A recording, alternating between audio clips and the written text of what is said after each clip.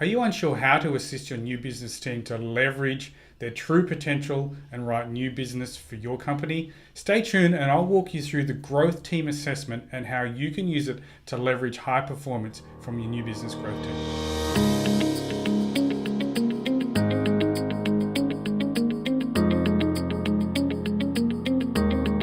I'm Adam Hooley from adamhooley.com and welcome to my YouTube video on the growth team assessment. So what I've done is in the comments area of this YouTube video, you'll see that there's a download link where you can download the full team assessment that I'm going to walk through today. So what we're going to do is we're going to talk about why you should have a growth team assessment and what that does for you and your business. One of the biggest misconceptions that I have when working with businesses is often they employ a growth sales team member and they expect that their business will automatically grow. And that's often not the case. These growth team members are just like property management.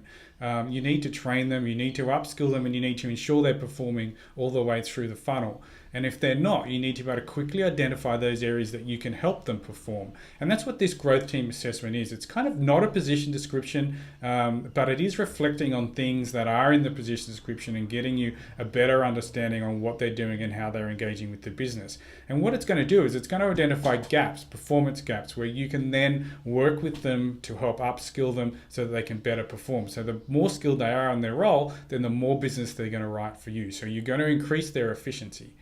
So one of the other things it does is it also creates engagement with you and your new business team, because often you employ these new business guys and you kind of walk away, you just expect the new business to come in the door. But sitting down and doing a one-on-one with them each month and going through something like this, the growth team assessment, allows you to get a better understanding on how they are. It shows interest in how they're performing, and you now can establish a relationship and promote engagement with these particular team members. So it kind of has a flip advantage in a one-on-one. So let's walk through. What I've done is I've done 4 examples for you. We can't go through. There's about 53 questions, I think, in the full assessment. And again, don't forget it's in the download, in the comments down. You can download it from the comments underneath.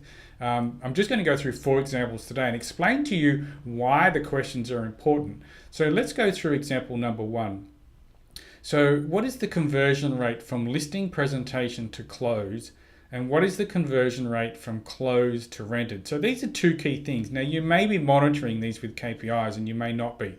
But what it does is it allows the BDM or the new business team member to understand these metrics, because again, new business team members don't always know these metrics. They don't even know they exist sometimes.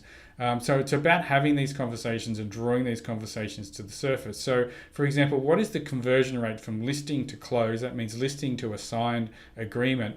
Now that often in most businesses I work through is 70 to 80%, because these people are well trained and they're confident closers. And the idea is that you want to keep that percentage nice and high. So if they're operating around 20 or 30 or 40%, then that highlights an area of skill that they need to be trained in. So they need to be trained in how to close a deal for a new business landlord. So this is what this is all about. It's about not so much the metric, but understanding the metric, and if it's low, how do we help improve that?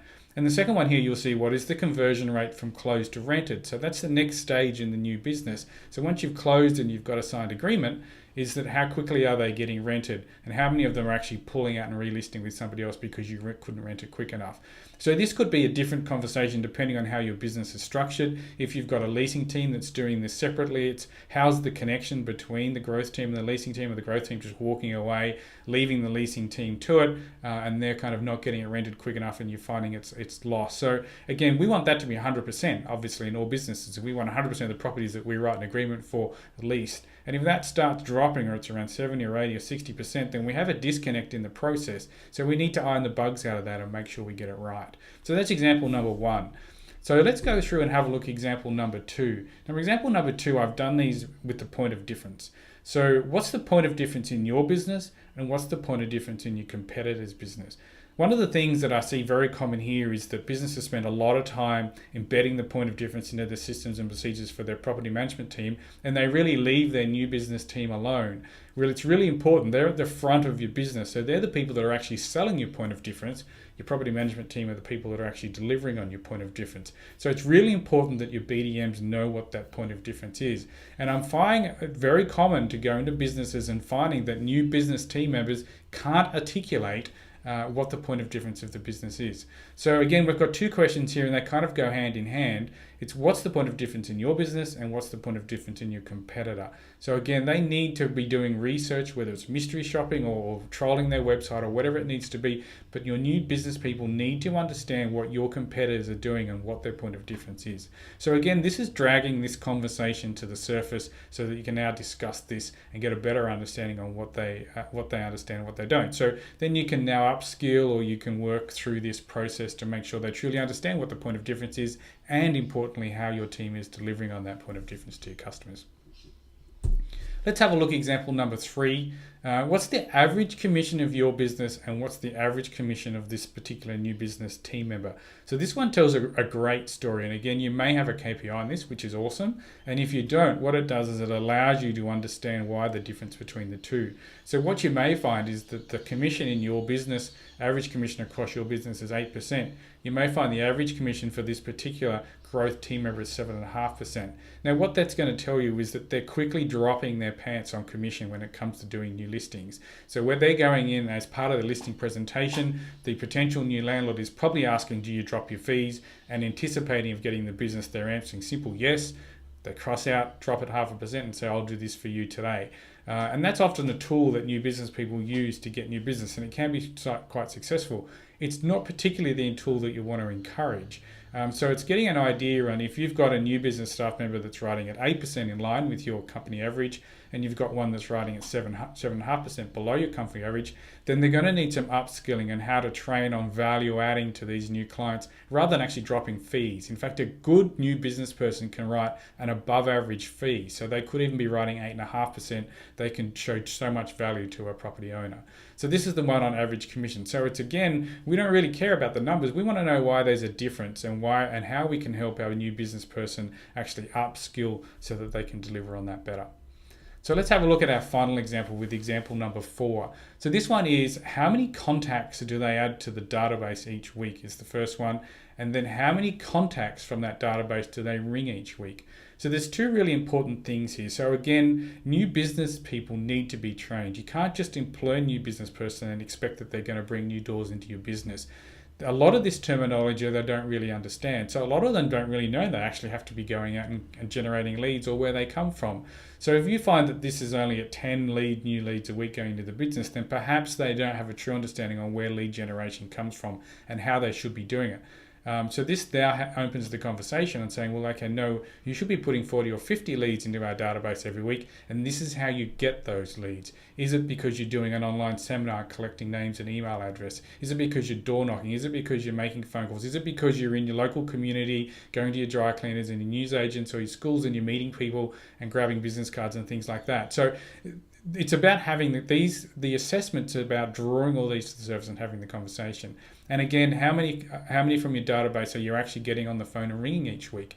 So we promote an ideal week, or I promote an ideal week for new business team members. And part of that ideal week is actually scheduling routine tasks. So making new business phone calls to your database every week is one of those. So maybe they should be putting aside an hour or two every day or every second day where they just get on the phone and they ring people in their database to learn more about the database. When are these people interested in buying next? What other investment properties do they have? It could be just personal stuff about their traveling or their pets or their kids or whatever it is, so that you can help build a relationship. It could be that they're looking at buying and they're looking at buying through another agency or another business. That's totally fine.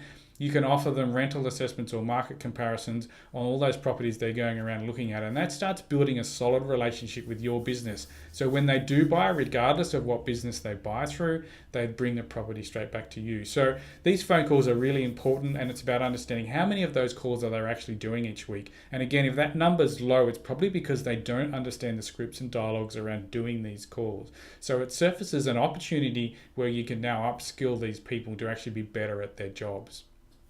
So they're the 4 sample questions I wanted to go through today. And one of the things that I really wanted to knock home as a key is that business development team members or growth team members don't just do their job. They're like every other team member in the business. They need to be trained. They need to be upskilled. Now, there are position descriptions available, and if you want those, you don't have a new business position, reach out to me on adam@adamhooley.com, and what I will do is send them to you. But don't forget also this full assessment, the 50-odd questions of this assessment is in the comments. You can download the document for free, and then you'll get an idea on what the whole end-to-end business assessment looks like. And if you need a hand, of course, don't forget to reach out or book an online coaching session with me at adamhooley.com. I'm Adam Hooley, and good luck in building your high-performance team. Talk again soon.